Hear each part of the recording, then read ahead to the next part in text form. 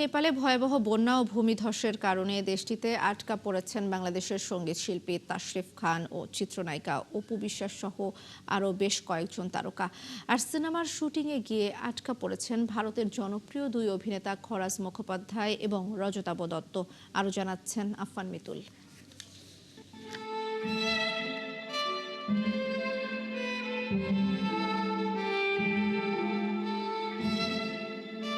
নেপালে একটি cinema shooting করতে গিয়ে প্রতিকূল আবহাওয়া ও প্রাকৃতিক দুর্যোগের কবলে পড়েছেন টলিউডের দুই প্রখ্যাত অভিনেতা খরাজ মুখার্জি এবং রজতাভ দত্ত।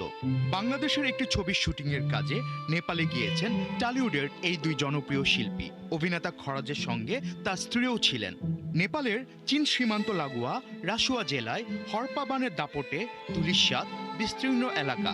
রজতাভ ও খরাজের চিন্তায় উদ্বিগ্ন পরিবার থেকে শুরু করে অনুরাগীরা।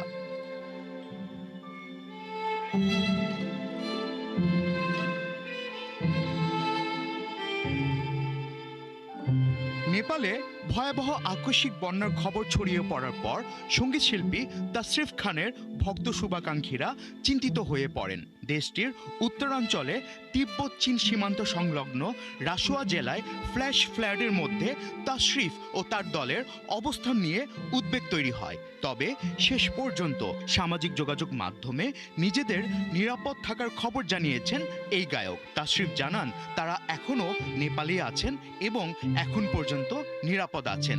আমরা আল্লাহর অনেক রহমতে এখন পর্যন্ত সেফ আছি এবং ইনশাল্লাহ আমরা সেফলি ব্যাক করবো। আমাদের জন্য দোয়া করবেন এবং যারা বিপদগ্রস্ত আছেন আমরা তাদের সবার জন্য দোয়া করছি, আপনারা দোয়া করবেন। নেপালে বুধবার দেশটির বিভিন্ন এলাকায় বন্যার পানিতে জনপদ তলিয়ে যাওয়ার পাশাপাশি যোগাযোগ ও ভ্রমণ ব্যবস্থা ব্যাহত হয়েছে। শত শত পর্যটক, শ্রমিক ও অন্যান্য মানুষ নিখোঁজ রয়েছেন। এমন পরিস্থিতিতে নেপালে অবস্থানরত ঢাকাই সিনেমার জনপ্রিয় নায়িকা অপু বিশ্বাস ও শিকার সিনেমার পুরো টিমের নিরাপত্তা নিয়ে উদ্বেগ ছড়িয়ে পড়ে নেটিজেনদের মধ্যে।